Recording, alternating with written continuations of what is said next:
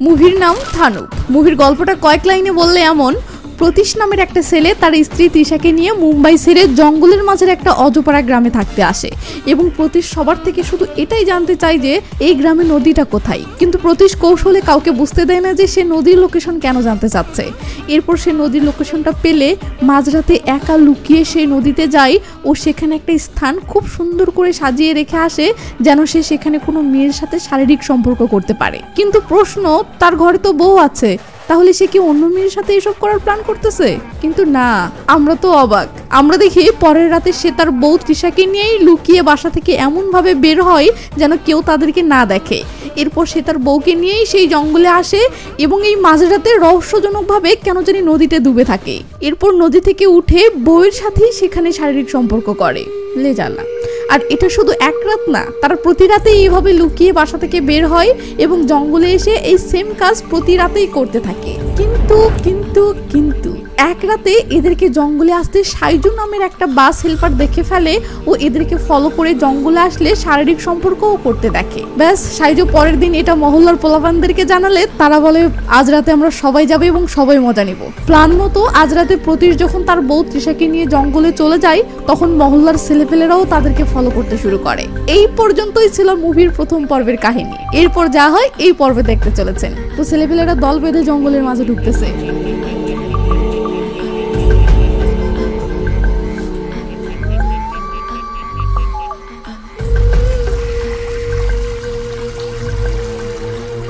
তো এরা সবাই এসে দূরের ঝোপের আড়ালে এমন একটা জায়গায় বসে পড়ে যেখান থেকে এরা প্রতীশ ও তৃষাকে দেখতে পাচ্ছে।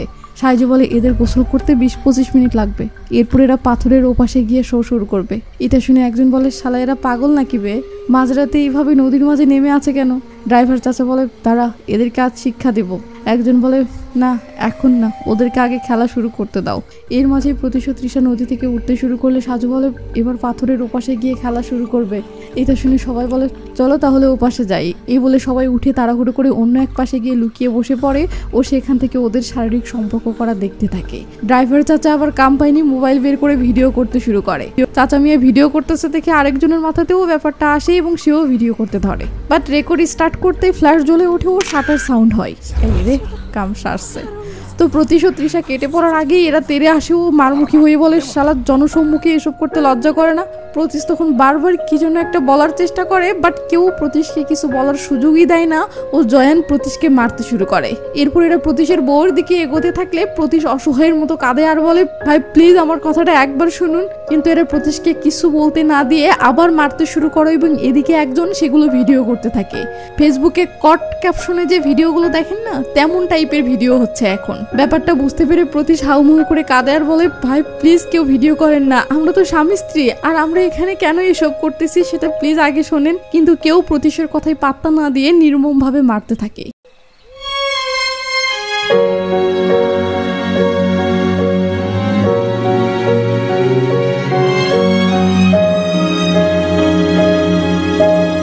তো ইচ্ছা মতো মারা শেষে এরা প্রতীশ ও তৃষাকে তাড়িয়ে দিয়ে বলে যা ভাগ, তোকে যেন আর আমাদের এলাকায় না দেখি। প্রতীশ ও তৃষা তখন এতটা অপমান নিয়ে এখান থেকে হেঁটে যাচ্ছে যেন অপমানে তারা মরে যাচ্ছে অবস্থা। আর এদিকে একমাল সেগুলো ভিডিও করতেছে আর বলতেছে জঙ্গলে সেক্স করতে এসে কট। এই ক্যাপশনে ভিডিওটি ফেসবুকে আপলোড করলে সেই ভিউ হবে মাম্মা। পাবলিক এমন ভিডিও ধুমাইয়া শেয়ার করে। ওদিকে প্রতীশ ও তৃষা এতটা অসহায় হয়ে এখান থেকে যাচ্ছে যা ভাষাই বলার মতো না। আর এদিকে এরা ভিডিও করতেছে আর দূর থেকে চিল্লিয়ে বলতেছে উত্তর বাচ্চা যা ভাগ, আর কখনো এই জায়গায় আসবি না। কি একটা অবস্থা। তো প্রতীশ ও তৃষা বাসায় আসলে দেখি তৃষা অসহায়ের মতো হাউমাউ করে কেঁদে যাচ্ছে। এটা দেখে প্রতীশ এসে পাশে বসে ও বউকে জড়িয়ে ধরে সান্ত্বনা দিতে থাকে। তৃষা বলে আমি তোমাকে জিজ্ঞেস করেছিলাম কেউ দেখে ফেলবে না তো?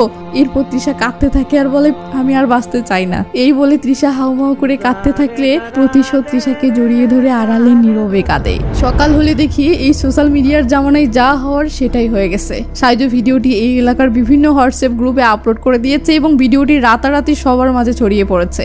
একজন তো ভিডিও দেখে বলে সাইজু এর আর পর্ব নেই। এইটা কোনো কথা? সাইজু বলে আবে এটা কি টিভি সিরিজ নাকি যে পর্ব বের হবে? এইটুকু ভিডিও করতে করতেই তো ওরা কাপড় পরে নিয়েছে।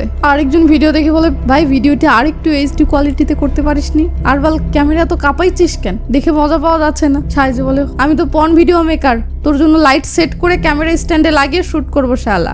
যা দেখতে পাচ্ছিস এতেই খুশি হ।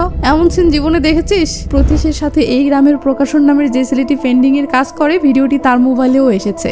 সে ভিডিওটি দেখে প্রতীশকে কল করলে প্রতীশ কল রিসিভ করে বলে, ভাই আমি তোমাকেই কল করার কথা ভাবছিলাম, আমার কিছু ভালো লাগছে না, আজকে খুব ক্লান্ত লাগতেছে, তাই কাজে যেতে পারবো না। এই বলে প্রতীশ কলটা কেটে দিলে প্রকাশন কি করবে বা আসলে ঘটনাটা কি ঘটেছে এই ব্যাপারে কিভাবে জানবে সেটা ভাবতে থাকে। সিন বিকেলবেলা প্রতীশের বাসার সামনে আসলে দেখি ছেলে ফেলে ক্যারাম খেলতেছে আর প্রতীশের বাড়ির দিকে তাকিয়ে বলতেছে, কিরে আজকে সারাদিন গেল ওরা একজনও বের হলো না যে? আরেকজন বলে, রুমের মাঝেই মনে হয় শো চালাচ্ছে। এই বলে সবাই হাসাহাসি করতে থাকলে আমরা দেখি তৃষা রুমের ভিতরে এভাবে শুয়ে থেকে অঝরে কেঁদে যাচ্ছে আর প্রতীশ নিরুপায় হয়ে তার পাশে বসে আছে। একটু পর প্রতীশ বলে, তৃষাও ওঠো, কাল থেকে কিছু খাওনি। তৃষা বলে, আমি কিছু খেতে চাই না আর বাহিরেও যেতে চাই না, ওরা আমাকে দেখলে মারবে। এটা শুনে প্রতীশ বলে, অযথাই এইভাবে ভয় পেও না তো। আচ্ছা ঠিক আছে, আমি নিজ থেকে খাবার কিনে আনি। এই বলে প্রতীশ বাহিরে এসে নিচের দিকে তাকিয়ে পরিবেশটা বোঝার চেষ্টা করে। এরপর নিচে নেমে খাবারের হোটেলে এসে খাবার অর্ডার করবে, বাট হোটেল মালিক সহ সবাই প্রতীশের দিকে যেভাবে চেয়ে থাকে তাতে প্রতীশ বুঝে যায় এরাও ভিডিও দেখে ফেলেছে। এটা বুঝে ভয়ে প্রতীশ কোনো কথা বলতে পারছে না, বাট পেটে তো ক্ষুধা, খাবার তো লাগবে। তাই প্রতীশ অন্য দোকানে যায়, কিন্তু সেখানকার লোকেরাও এভাবে তাকায়। তখন প্রতীশ যেখানেই যায় সেম অবস্থা। এরপর দেখি প্রতীশ অনেক কষ্টে খাবার ম্যানেজ করে নিয়ে আসতেছে। এই সময় তার এতটা অসহায় ফিল হচ্ছে যে সে যেন হাঁটারও শক্তি পাচ্ছে না, আর তার ভিতরে কষ্টে কতটা ফেটে যাচ্ছে সেটা বুঝতে পারি যখন সে রুমে ঢোকার আগে একা নীরবে এভাবে কাঁদতে থাকে।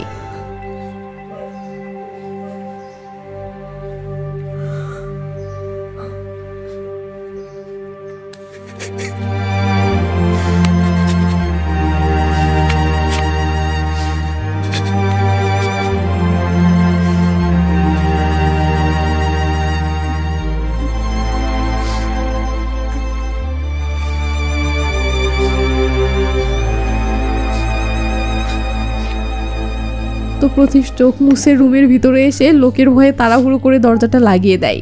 এরপর তার বউকে খাওয়ার জন্য ডাকতে থাকে, কিন্তু তৃষার টেনশন আর দুর্বলতায় সেন্সলেস অবস্থায় চলে গেছে, তাই সে কোনো জবাব দিচ্ছে না। প্রতীশ তখন খাবার তুলে খাওয়ানোর জন্য তৃষার পাশে এসে বসে তৃষাকে অনেক ডাকে, গা ঢাকাই, বাট তৃষা কিছুতেই কোনো সাড়া দিচ্ছে না।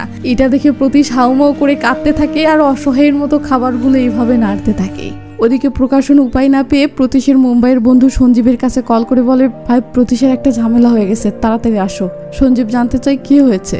প্রকাশন বলে, এখানে আসো, ফোনে বলা সম্ভব না, আর হ্যাঁ প্রতীশকে যেন কল করো না। সিন কাট হলে দেখি সঞ্জীব এসেছে এবং প্রকাশনের থেকে সব শুনে থ মেরে বসে আছে। প্রকাশন বলে, ভাই ওদের ভিডিওটি এই পুরো এলাকা ছড়িয়ে গেছে, এখন ওরা যদি এখানে থাকে তো অনেক বড় সমস্যা হয়ে যাবে। এদিকে লজ্জায় আমিও ওদের মুখোমুখি হতে পারছি না, তাই তোমাকে দেখেছি, এখন কি করবে বলো। পাশ থেকে বাড়িওয়ালা আঙ্কেল বলে, আচ্ছা ওরা এমন কাজ কেন করে, ওরা কি মানসিক রোগী? সঞ্জীব কোনো জবাব না দিলে প্রকাশন বলে, কিছু বলছো না কেন? তখন সঞ্জীব বলে, ভুলটা আমারই ছিল, আমি যদি আগেই তোমাকে ওদের স্টোরিটা বলতাম তাহলে আর এসব হতো না। প্রকাশন বলে, কি স্টোরি?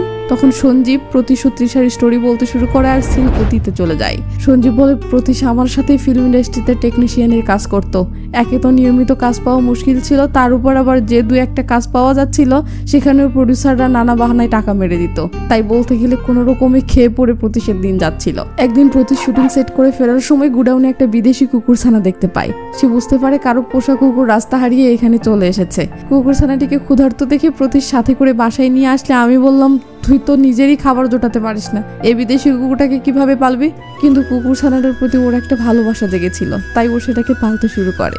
এভাবেই 3-4 দিন যাওয়ার পর একদিন একজন একটা লিফলেট এনে প্রতীশকে দেখায়, যেখানে দেখা যায় যে কুকুর ছানাটি যার সে হারানোর বিজ্ঞপ্তি দিয়েছে এবং কুকুর ছানাটিকে ফিরিয়ে দিলে 15,000 টাকা পুরস্কার দিবে জানিয়ে ফোন নাম্বার দিয়েছে। এটা দেখে প্রতীশ সেই নাম্বারে কল করলে যে মেয়েটি কুকুর ছানাটিকে নিতে আসে সেটাই এই তৃষা। তো কুকুর ছানাটিকে ফিরিয়ে দেওয়ায় পুরস্কার স্বরূপ তৃষা প্রতীশকে 15,000 টাকা দিলে প্রতীশ সেটা না নিয়ে বরং বলে এই কুকুরটি এই কয়দিনে আমারও অনেক আপন হয়ে উঠেছে, তাই প্লিজ মাঝে মাঝে একে এখানে একটু বেড়াতে নিয়ে এসো। তৃষা খুশি মনে তাতে রাজি হয় আর কুকুরটিকে নিয়ে যায়। এরপর কুকুরছানাটি কেমন আছে সেটা ফোনে খোঁজ খবর নেওয়া এবং কুকুরছানাটিকে মাঝে মাঝে বেড়াতে নিয়ে আসা, এসবের মধ্য দিয়ে তৃষা ও প্রতীশের মাঝে একটা বন্ধুত্ব তৈরি শুরু হয়। তো এমন মুহূর্তে একটা গান না হলে কি জাতি মেনে নিবে?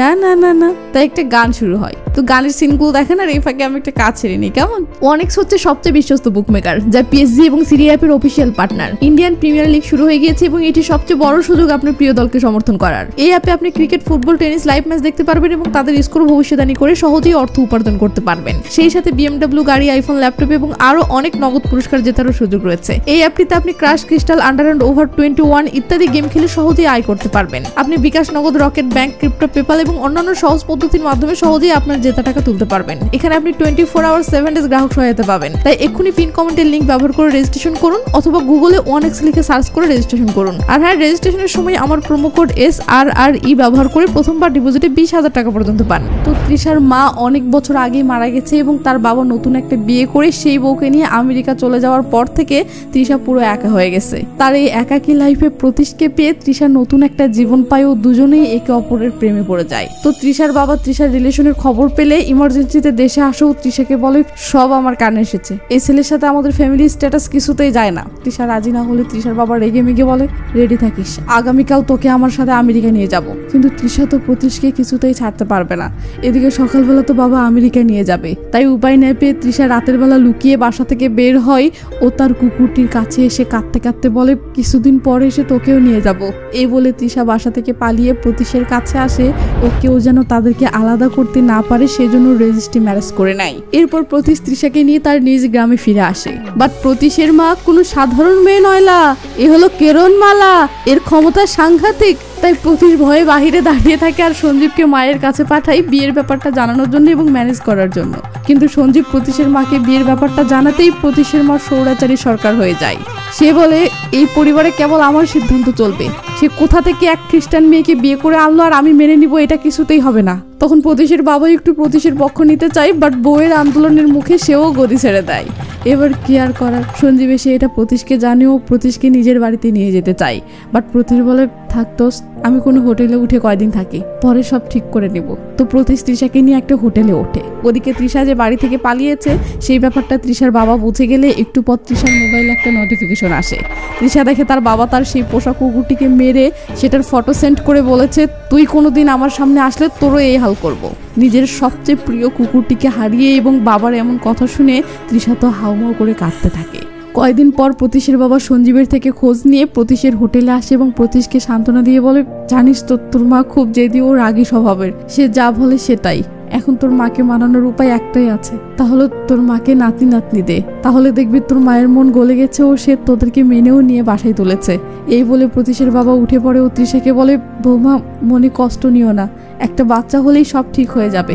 এই বলে আঙ্কেল প্রতীশকে একা বাহিরে রেখে এনে বলে মেয়েটি তোর ভরসায় তার পরিবার ছেড়ে এসেছে, তাই মেয়েটিকে সবসময় আগলে রাখিস। এই বলে আঙ্কেল চলে যায় আর এরা দুজনেই পরিবার হারা হয়ে এভাবেই জীবন কাটাতে থাকে। কিন্তু পরিবার হারা হয়ে থাকাটা এদেরকে প্রতিটি মুহূর্তে ভীষণ কষ্ট দিতে শুরু করে।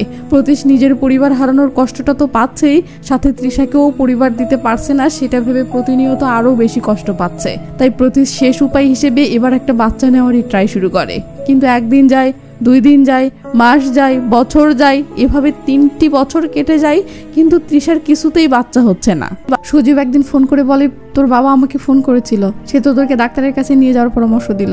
এটা শুনে প্রতীশ কোনো জবাব না দিলে সঞ্জীব বলে প্লিজ তুই এই বিষয়ে সিরিয়াস হ, সে তোদেরকে অনেক ভালোবাসে বলেই তোদের বাচ্চা নিয়ে ভাবছে যাতে তোর মা তোদেরকে বাসায় তোলে, তাই প্লিজ দুজনেই ডাক্তারের কাছে যা। এটা শুনে প্রতীশ ইমোশনাল হয়ে যায়। সিন কাট হলে দেখি ডাক্তার বলতেছে তোমাদের কত বছর হলে বিয়ে হয়েছে? এই 3 বছর হচ্ছে। তোমরা একসাথে থাকো? হ্যাঁ। তো এর আগে যে ডাক্তারগুলো দেখিয়েছো তারা কি বলেছিল? আমরা আসলে এই প্রথম কোনো ডাক্তারের কাছে আসলাম। এটা শুনে ডাক্তার অবাক হয়ে বলে 6 মাসের মাঝে রেজাল্ট না পেলে লোকে ডাক্তারের কাছে চলে আসে, আর তোমাদের 3 বছর ধরে বাচ্চা হচ্ছে না, অথচ আজকে প্রথম আসলে। প্রতীশ চুপ মেরে যায়। ডাক্তার তৃষাকে বলে এই 3 বছরে তোমার বাবা মা কিছু বলেনি? প্রতীশ বলে ওঠে আসলে আমরা একটু ব্যস্ত ছিলাম তাই। ডাক্তার বলে ওকে, আমি যে কয়টি টেস্ট লিখে দিয়েছি সব কয়টি টেস্ট করে সেগুলো নিয়ে বড় একজন ডাক্তারের কাছে যেও, ঠিক আছে? সিন কাট হয়। এই টেস্টগুলো করতে আনুমানিক যে পরিমাণ টাকা লাগবে সেটা তো প্রতীশের কাছে বর্তমানে নেই, তাই প্রতীশকে আরো 1 মাস অপেক্ষা করতে হয়। এরপর টাকা ম্যানেজ হলে প্রতীশ টেস্টগুলো করে বড় একটা ডক্টরের কাছে আসে। ডক্টর টেস্টের রেজাল্টগুলো দেখে বলে তোমার হাইপারথার্মিয়া সমস্যা আছে। সহজ করে বললে শরীরে অত্যাধিক তাপ উৎপন্ন হওয়া প্রবলেম এটা, মানে তোমার শরীরের তাপমাত্রা বেশি হওয়ার কারণে তোমার শুক্রাণুর উৎপাদন কমে যায় ও শুক্রাণুর কার্যকারিতাও কমে গেছে। এটাকে আবার অলিগোঅ্যাসথেনিজোস্পার্মিয়া বলে। এরপর তৃষাকে বলে তোমার কি পিরিয়ড নিয়মিত হয়? তৃষা হ্যাঁ বলে ডক্টর বলে তোমার কার্ডিয়াক রিপোর্টে দেখলাম তোমার ভাল একটু ছোট, এটা মনে হয় তোমার জন্মগত প্রবলেম, তো এটার জন্য ভবিষ্যতে অপারেশন করা লাগতে পারে। আমরা আইভিএফ ট্রিটমেন্ট করতে পারি, যেহেতু তোমাদের দুজনেরই কিছু প্রবলেম আছে, তাই 100% গ্যারান্টি দিতে পারছি না যে এটা সফল হবে, তবে আমরা সর্বোচ্চ চেষ্টা করব। প্রতীশ বলে ওঠে ডক্টর এসব করতে কত টাকা খরচ হবে?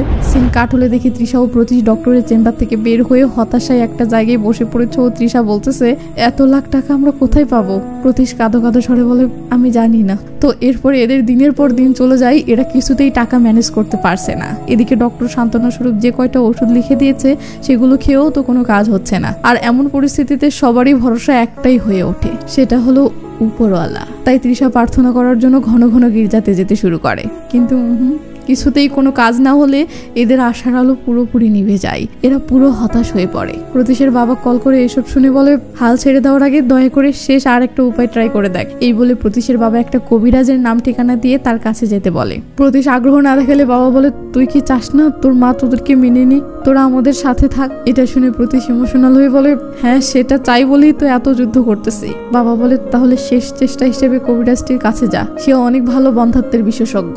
কি যাবি তো? প্রতীশ কাঁদো কাঁদো স্বরে হ্যাঁ বলে। এরপর দেখি প্রতীশ ও তৃষা পাহাড়ি একটা এলাকায় আসতেছে, মানে সেই কবিরাজের ঠিকানায় আসতেছে। তো এরা নির্জন কিছু এলাকা পাড়ি দিয়ে অবশেষে জঙ্গলের ভিতরে বসবাস করে সেই কবিরাজের কাছে পৌঁছায়। কবিরাজ এদের সব ডাক্তারের রিপোর্ট দেখেও প্রতীশের থেকে সবকিছু শুনে বলে এমন তো অনেক শুনেছ যে ছেলেটিরও কোনো সমস্যা নেই, আবার মেয়েটিরও কোনো সমস্যা নেই, কিন্তু তারপরেও বাচ্চা হচ্ছে না, কেন এমন হয় বলো? প্রতীশ তো কিছু বলতে পারে না। কবিরাজ বলে আসলে আজকাল প্রাকৃতিক পরিবেশের অভাব। এরপর কবিরাজ তৃষাকে বলে তুমি এমন কিছু বলো যা তোমার খুব পছন্দ, যা তোমাকে সত্যি অনেক খুশি করে। তৃষা বলে গান শোনা। কবিরাজ বলে খুব ভালো, তো কতদিন হলো তুমি শান্ত মনে গান শুনেছ? তৃষা বলে বিয়ের পর থেকে আর শোনা হয় না। কবিরাজ বলে রোজ আমাদের কোনো না কোনোভাবে খুশি অনুভব করা দরকার, যাকে বিজ্ঞানের ভাষায় বলে হ্যাপি হরমোন রিলিজ। যদিও এগুলো তোমাদের সমস্যার সাথে সরাসরি সংযুক্ত নয়, তবুও এগুলো কোনো না কোনোভাবে প্রভাব ফেলে। এরপর কবিরাজ প্রতীশকে বলে এবার কিছু বিষয় খোলামেলা বলতে যাচ্ছি, লজ্জা পেও না। প্রাকৃতিক পরিবেশ থেকে দূরে থাকা, পারিবারিক টেনশন, শরীরের অতিরিক্ত তাপমাত্রা সমস্যা, লম্বা সময় ধরে খুশি অনুভব না করা, এগুলো আরো অনেক কিছু তোমাদের বাচ্চা ধারণের ব্যাপারটাকে প্রভাবিত করতেছে। যদিও আজকালকের বিজ্ঞান এসব বিশ্বাস করে না, কিন্তু প্রকৃতির শক্তি বলেও যে কিছু একটা আছে এটা চিরন্তন সত্য। তাই শহরের এসিতে থেকে বা বরফে ডুবে থেকে তোমার শরীরের অতিরিক্ত তাপমাত্রা কমবে না, এটা মনের সাথে সম্পৃক্ত। তাই মনকে শান্ত করতে হবে, তবেই শরীর ঠান্ডা হবে। আর এর জন্য সবচেয়ে সেরা উপায় হবে মধ্যরাতে আধা ঘন্টার মতো প্রভাবিত নদীতে ডুবে থাকা, এরপর নদী থেকে উঠে কয়েক মিনিটের মাঝেই সঙ্গমে লিপ্ত হওয়া। এসব শুনে প্রতীশ ও তৃষা একে অপরের মুখের দিকে তাকায়। কবিরাজ বলে জানি আজকালকের জামানায় এসবে বিশ্বাস আনতে কষ্ট হচ্ছে, কিন্তু পৃথিবীতে যখন ডাক্তার ছিল না, কোনো ওষুধ ছিল না, তখন এসবই ছিল অনেক ওষুধের বিকল্প।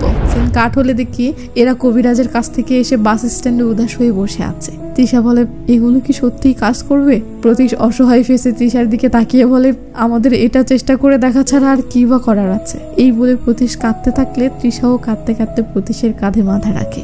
এরপর প্রতীশ সঞ্জীবের সাথে দেখা করে তাকে এসব খুলে বলে সঞ্জীব বলে প্রকাশন নামের একটা ছেলে আমার সাথে একসময় কাজ করত। ওর গ্রাম ভাটাকয়ম, একদম প্রাকৃতিক পরিবেশে ঘেরা। আর সবচেয়ে ভালো ব্যাপার যে ওর গ্রামের পাশে একটা নদীও আছে।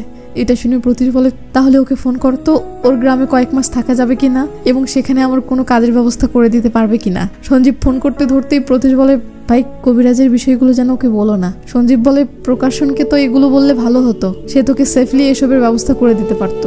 প্রতীশ বলে না ভাই, এসব কেউ জানলে তৃষার খারাপ লাগবে।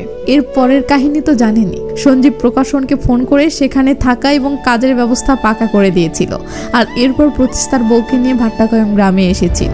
সিন এখান থেকে বর্তমানে আসে। সঞ্জীব কাঁদো কাঁদো স্বরে বলে প্রতীশের আশা ছিল এভাবে সৌভাগ্যক্রমে যদি তাদের একটা বাচ্চা হয়ে যায় তাহলে তার মা তাদেরকে মেনে নিবে এবং তারা পরিবারের সাথে বাকিটা জীবন সুখে থাকতে পারবে। সিন প্রতীশের বাসার সামনের স্ট্যান্ডে থাকা সেই বাসের ভিতরে আসতে দেখি প্রকাশন মহল্লার সেই সব ছেলেদেরকে একত্র করে প্রতীশ ও তৃষার জীবন কাহিনী বলতেছে এবং সেগুলো শুনে সবাই পুরো থ মেরে গেছে। প্রকাশন বলে, তোমরা ওদের কত বড় একটা ক্ষতি করেছো বুঝতে পারছো? একজন বলে, ভাই আমরা তো তার হিস্টোরি জানতাম না। প্রকাশন বলে, এটাই তো এই জেনারেশনের ছেলেদের সমস্যা, যা দেখে সেটাই ভিডিও করে নেটে ছেড়ে দেয়, একবার ভাবেও না এর পিছনের আসল সত্যটা অন্য কিছুও হতে পারে, বা সত্যটা না জেনে কারো ভিডিও ভাইরাল করার কারণে তো কোনো নিরপরাধ মানুষের জীবনটাই ধ্বংস হয়ে যেতে পারে। এসব শুনে এরা বলে, ভাই আমরা সবাই গিয়ে তার কাছে ক্ষমা চাই। প্রকাশন বলে, ওদের কাছে ক্ষমা চেয়ে আর কি হবে, বরং যতজনকে ভিডিওটা সেন্ড করেছো বা যেখানে যেখানে ভিডিওটা আপলোড করেছো তাড়াতাড়ি সবখান থেকে ভিডিওটি ডিলিটের ব্যবস্থা করো। এই বলে প্রকাশন রেগে মেগে চলে গেলে এরা এদের অপকর্মের জন্য লজ্জায় কেউ কারো মুখের দিকে তাকাতে পারে না। তো সাইজু এবার সবার ফোন থেকে ভিডিওটি ডিলিটের জন্য চেষ্টা শুরু করে। সে একজনকে কল করে বলে, ভাই আমি সকালে তোকে একটা ভিডিও পাঠিয়েছিলাম না, হ্যাঁ জঙ্গলে কট খাওয়ার ভিডিও। ছেলেটি বলে, ভাই প্লিজ ভিডিওটি ডিলিট কর। ছেলেটি বলে, ডিলিট কিভাবে করব? ভাই আমি তো সেটা অনেক গ্রুপে শেয়ার করে দিয়েছি। ভাই প্লিজ এমন বলিস না, যেভাবেই হোক ভিডিওগুলো ডিলিট কর। ছেলেটি বলে, কিভাবে সম্ভব? গ্রুপ থেকে তো অনেক লোকই সেটা ডাউনলোড করে ফেলেছে, এতক্ষণে নিশ্চয়ই সেগুলো আবার অন্য পেজ বা গ্রুপে তারা আপলোডও করে ফেলেছে। সাইজু তো হতাশ। এদিকে সাইজুর বন্ধুরাও এখানে সেখানে ফোন করছিল যাদেরকে তারা ভিডিওটি সেন্ড করেছে, কিন্তু সবখানেই এই একই অবস্থা। এসব শুনে সাইজু পুরো হতাশায় ডুবে যায়। ড্রাইভার চাচা বলে, এখন তাহলে কি করব? এরা তখন আফসোস করে বলে, পরিস্থিতি আমাদের নাগালের বাইরে চলে গেছে। এদিকে প্রকাশন সঞ্জীব ও বাড়িওয়ালাকে নিয়ে প্রতীশের সাথে দেখা করতে আসে। তো প্রকাশন দরজায় নক করতে থাকলে সঞ্জীব বলে, আরে দরজায় তো বাহির থেকে তালা মারা। বাড়িওয়ালা বলে, ওদেরকে ফোন করো। প্রকাশন তখন কল করলে দেখে প্রতীশের ফোন সুইচ অফ। সঞ্জীব তখন প্রতীশের অন্য একটা নাম্বারে কল করলে দেখে সেটাও অফ। এরা তো পুরো টেনশনে পড়ে যায়, কারণ এই সময়ে এমন হওয়াটা ভয়ঙ্কর কিছু একটা আভাস দিচ্ছে। তাই সঞ্জীব কাঁদতে কাঁদতে প্রকাশনকে বলে, ভাই এরা কোথায় গেছে? তখনই সিন জঙ্গলে আসে।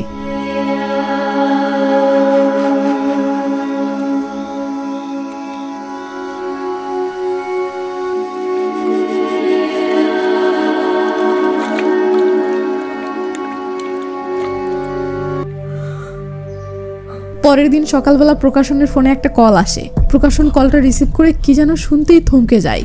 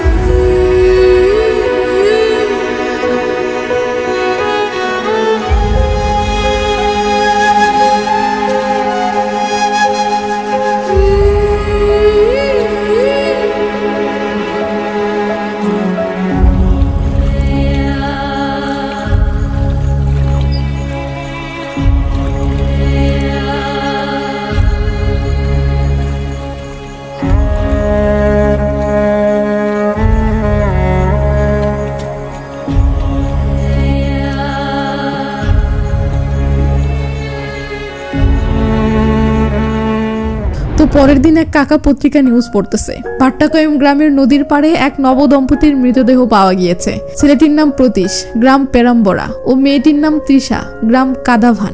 পুলিশ এফআইআর অনুযায়ী এটা একটি আত্মহত্যা। এই দম্পতি গত 9 মাস থেকে ভাট্টাকয়ম গ্রামে বসবাস করে আসছিলেন। আত্মহত্যার কারণ এখনো স্পষ্ট নয়, তবে পোস্টমর্টেম রিপোর্ট অনুযায়ী মেয়েটি এতটুকুতেই কাকা থমকে গিয়ে সবার মুখের দিকে তাকায়, আর এদিকে এরাও কাকার মুখের দিকে তাকায়। বিশেষ করে সাইজুর অবস্থা তো আরো খারাপ। এবার কাকা কাঁপা কাঁপা স্বরে অনেক কষ্টে বাকিটা বলে, মেয়েটি প্রেগনেন্ট ছিল। এটা শুনতেই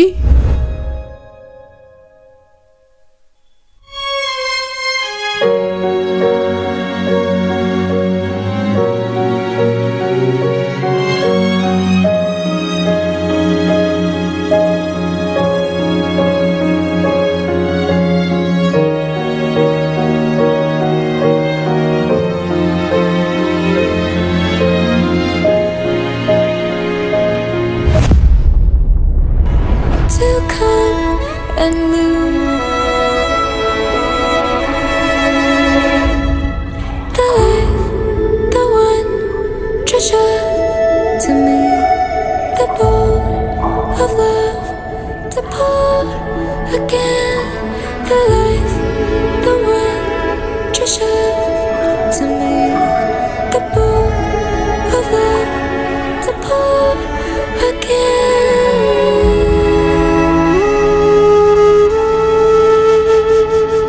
তো মুভিতে যে অ্যাডাল্ট সিনগুলো ছিল সেগুলো কিন্তু এই মুভির মেইন ফোকাস ছিল না। বর্তমান সমাজে গোপন ভিডিও ভাইরাল বা কট ক্যাপশনে ভিডিও ভাইরালের যে কালচার শুরু হয়েছে সেটা যে কতটা আত্মঘাতী সেই বিষয়টা আমাদেরকে ফিল করানোই ছিল এই মুভির উদ্দেশ্য। আর যারা মানেন যে মুভির মেসেজটি সত্যিই গুরুত্বপূর্ণ ছিল তারা প্লিজ ভিডিওটিতে একটা লাইক দেবেন এবং কমেন্ট করে জানাবেন এই মুভির মেসেজ সম্পর্কে পার্সোনালি আপনার মতামত কি। আর হ্যাঁ, এখনও আমার চ্যানেলটি সাবস্ক্রাইব না করে থাকলে প্লিজ করে নিন, কেমন? তো ভালো থাকবেন, নিজের ভালোবাসার মানুষটিকে ভালো রাখবেন। Take care, bye by.